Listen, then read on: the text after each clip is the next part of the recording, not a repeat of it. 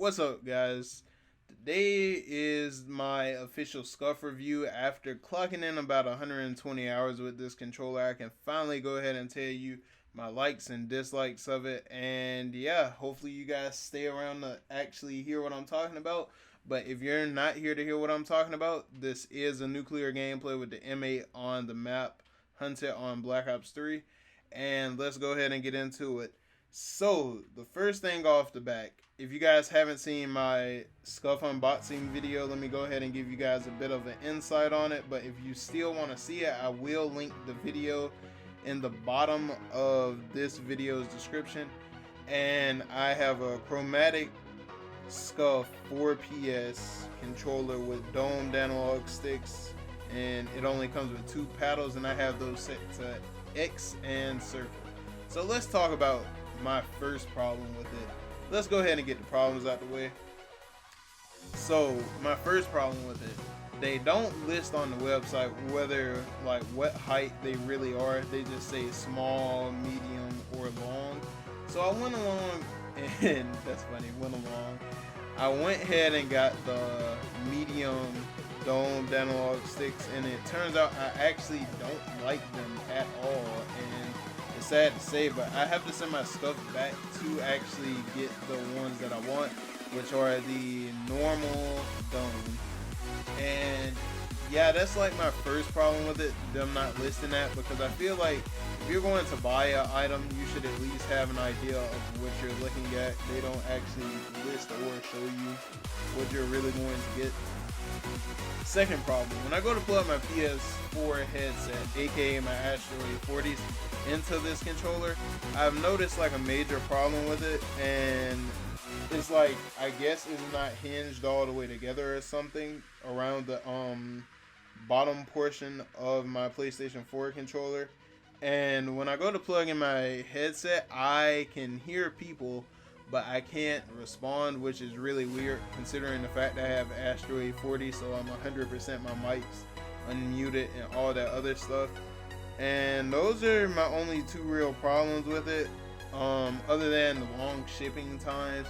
But I mean, the shipping times, of course, they're going to be long if they want to make them to perfection, even though that was still a slight problem, even though the bottom of my PlayStation 4 controller is slightly unhinged.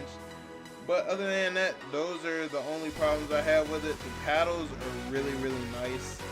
It really complements the controller really well. The paint job was done really great. I feel like somebody actually put hard work, time, and effort into actually painting this controller.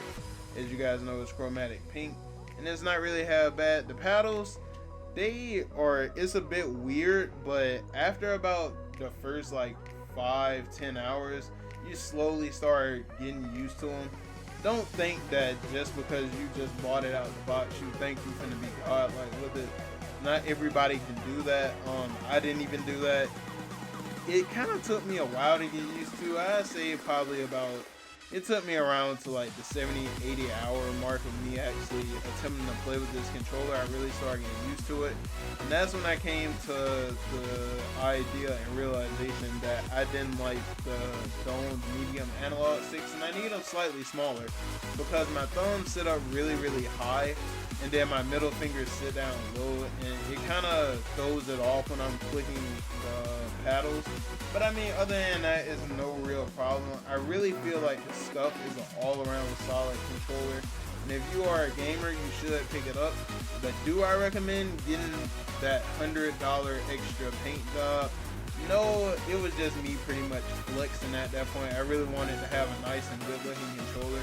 So if you don't have the money to get crazy good looking stuff like that, I would definitely recommend getting the stealth stuff, which is like $119.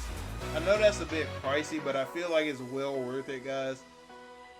These controllers are really good, and no, I'm not sponsored by SCUF or anything like that. I'm not sucking them off, but I really find that they are really solid controllers all around.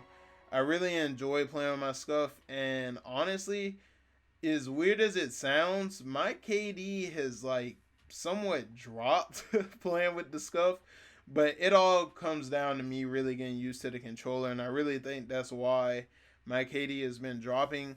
But once I actually send it back in and get those analogs that I actually want, so I can actually aim proper, because if you guys didn't know, I'm a huge SMG player, and by me having these higher up analog sticks, it kind of promotes me to being an AR player, and I'm not really a strong AR player. And this year around, SMGs seem to be really, really good, and you really can't rush with an analog up that high. I mean, I have some crazy turn on moments, like where I turned on kids. Maybe I actually record some of those and start putting them in the beginning of my videos.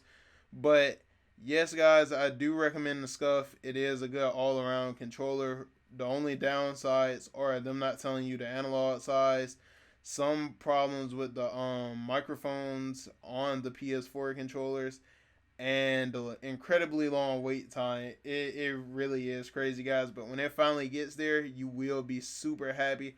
So if you guys found this video helpful at all whatsoever, or have any questions, drop it down in the comments, and I will come back and answer the questions. Even if I don't have a clue, I'll try and get you some insight on that. But if you guys did enjoy this video, found it helpful, or liked the gameplay, please remember to like, comment, and subscribe, as that does help the channel to go. And see ya!